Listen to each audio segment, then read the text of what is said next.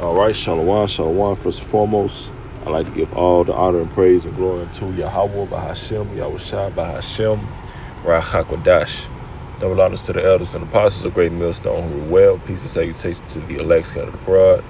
This is the brother Barbara's out here with a lesson, and Lord willing, is edifying. And this lesson will be entitled Israel in Prophecy. Something along those lines. I'm just going into who are the Israelites today, according to prophecy. All right, and this is going to be a quick lesson straight into the point, and Lord willing, is edifying. So I want to start off with Baruch 2:29. It says, "If ye will not hear my voice, surely this great very multitude shall be turned into a small number among the nations, where I will scatter them." Now this is going into, of course, the curses of Deuteronomy, the 28th chapter, that if we went off from the covenant that we made with the Most High, then we get all the curses of that chapter, right? Deuteronomy 28, which our people are still going through today. And a part of the curses was us being scattered throughout the four corners of the earth. All right. Verse 30. "For I knew that ye would not hear me, because it is a stiff-necked people, but in the land of their captivities they shall remember themselves." See? And the scriptures go into a falling away period, us being discontinued from our heritage due to us, because of the curses, right? Being taken into slavery through cargo slave ships. And once we got into the Americas or the New World, we completely lost our way.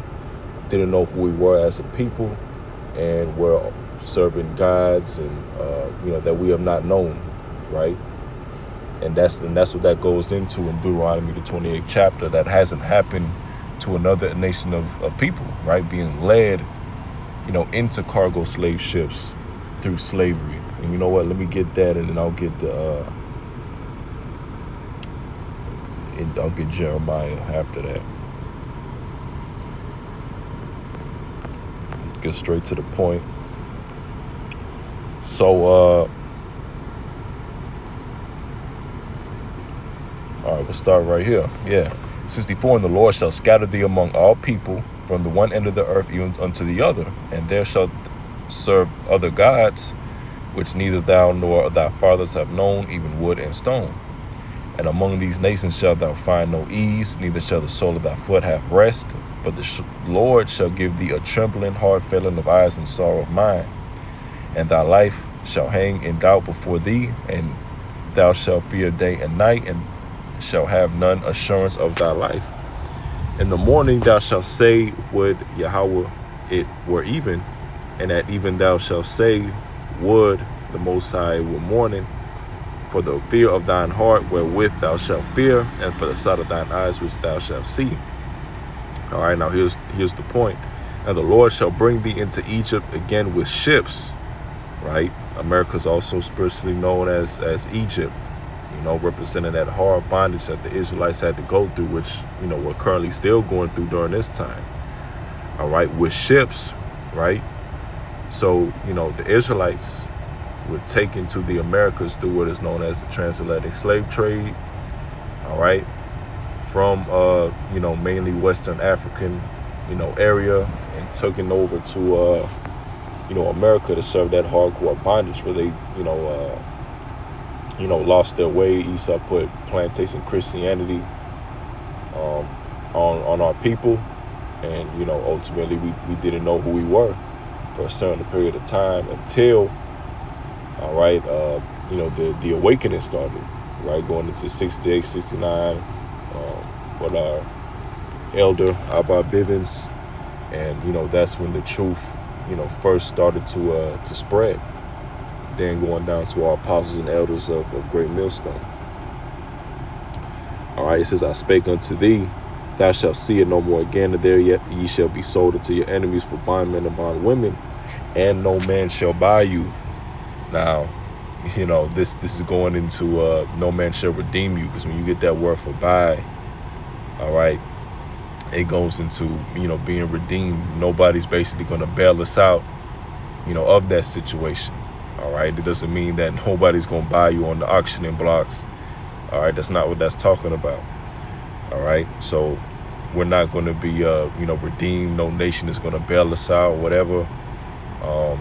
Because ultimately, the only one that's going to take us out of this captivity eventually is going to be the Lord. It is going to be Yahweh B'Shem Yahushai.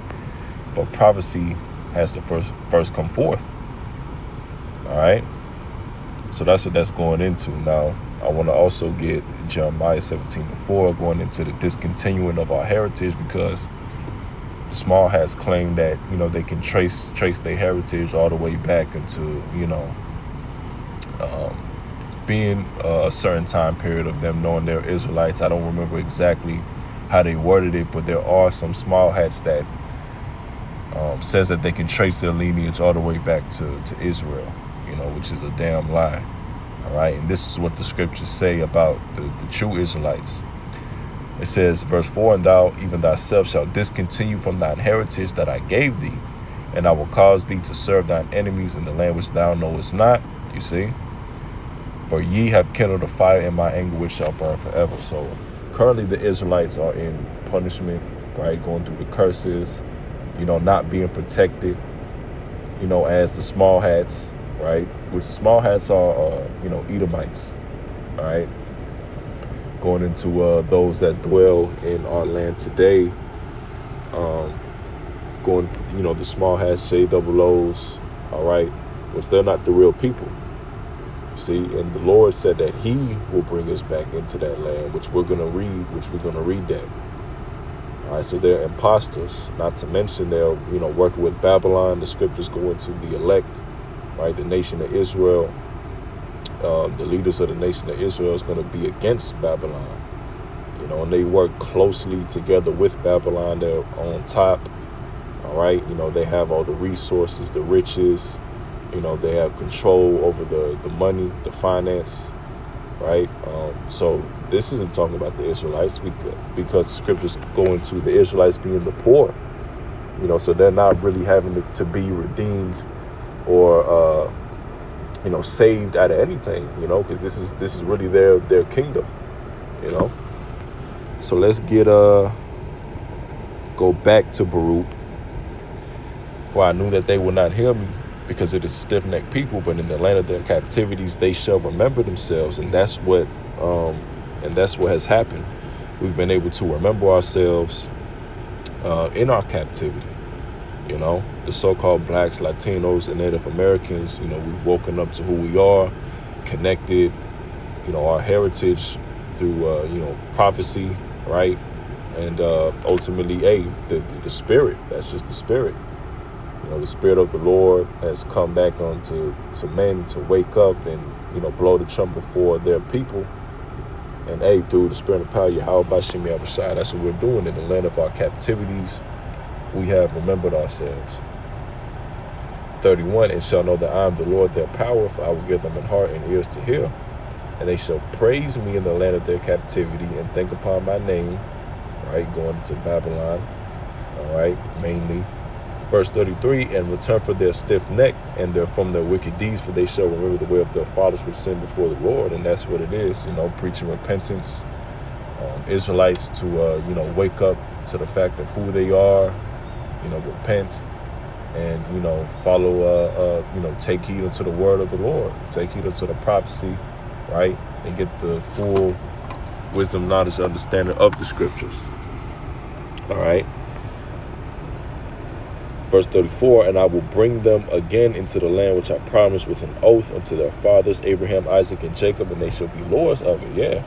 Not through the Balfour Declaration, not through another nation taking us there. No, the Lord said he was going to take us to that land. So that's another way we know that they are not the people. They are impostors. All right. And shall be lords of it, and I will increase them, and they shall not be diminished. And I will make an everlasting covenant with them to be their power, and they shall be my people, and I will no more drive my people of Israel out of the land that I have given them. Now, when you go into that new covenant, it goes into, all the nations being subject unto the nation of Israel. There's going to be no more war, all right? And ultimately, the law will be pushed. And that's currently not what's going on with the small hats dwelling in that land. All right. And we're going to get a little bit on that. Let's get Isaiah 2. It says, "And it shall come to pass in the last days that the mountain of the Lord's house shall be established in the top of the mountains and shall be exalted above the hills, and all nations shall flow into it." So this is going into the kingdom. All right. The last days, once Babylon is destroyed, the elect is delivered. The nations is going to go into captivity, right, and be subject and pay tribute to the Israelites. All right, that's what's going to happen, and the law will be pushed. It's not going to be a nations that can do whatever they please, can worship their idols, gods, whatever. That's going to be done away with. The only power that's going to receive all the praise and the glory and the worship is going to be Yahweh B'Shem Yahushai. Verse 3, "And many people shall go and say, Come ye, and let us go up to the mountains of the Lord, to the house of the power of Jacob, and he will teach us of his ways, and we shall walk in his paths. For out of Zion shall go forth the law and the word of the Lord from Jerusalem." So again, the law is going to be what is pushed. All right, you got small hats, and I believe there's a city there called like Pink City. It's a bunch of sodomites there. All right, these different small hats, they don't believe in the Messiah, or maybe they believe in the Messiah, but they don't believe that he is the Son of the Lord, right? So they completely go off. And the law is not being pushed throughout the four corners of the earth. You still got people committing adultery, sodomites, women being whores. All right, people being able to worship whatever gods they choose, whatever gods they please. All right, so currently we're not living in that time. All right. Verse 4, "And he shall judge among the nations, and shall rebuke many people, and they shall beat their swords into plowshares, and their spears into pruning hooks. Nation shall not lift up sword against nation, neither shall they learn war anymore." And it's constant war in the nation of or in the land of Israel right now. All right, battling over that land, teaming up with Babylon, America, waging war in the Middle East. The scriptures say that in the last days, there's going to be war in that area in the Middle East. You see? So that's another way that we know that, those ain't the people, and that we're currently in those last days to where,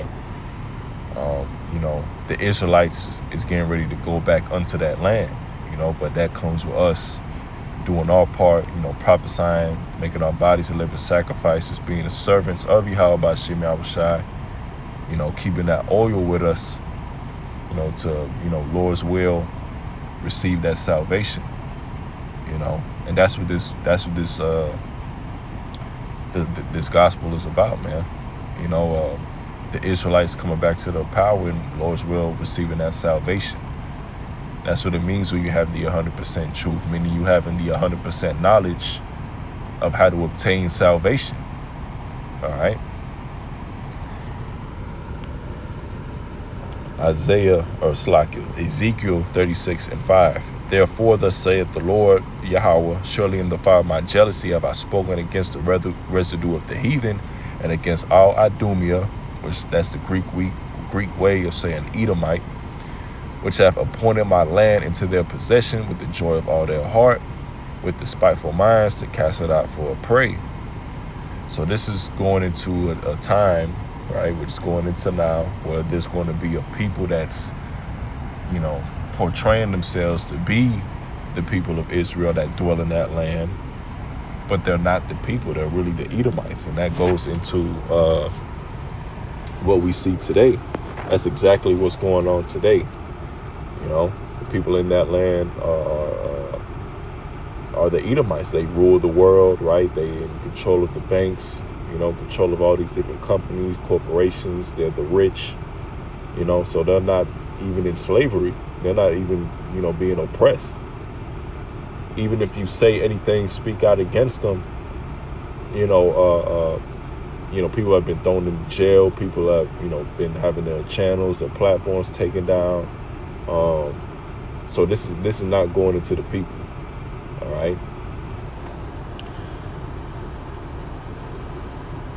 So Isaiah 14:1, for the Lord will have mercy on Jacob and will yet choose Israel, set them in their own land. So there's another scripture going into the Lord setting Israel in their own land, Jacob and Israel going to the northern and southern kingdom.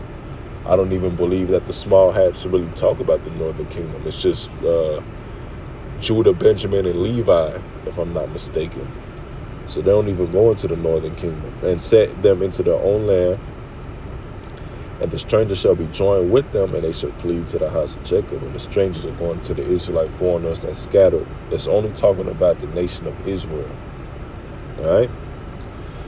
Verse 2, and the people shall take them and bring them to their place, and the house of Israel shall possess them in the land of the Lord for servants and handmaids, and they shall take them captives, whose captives they were, and shall rule over their oppressors.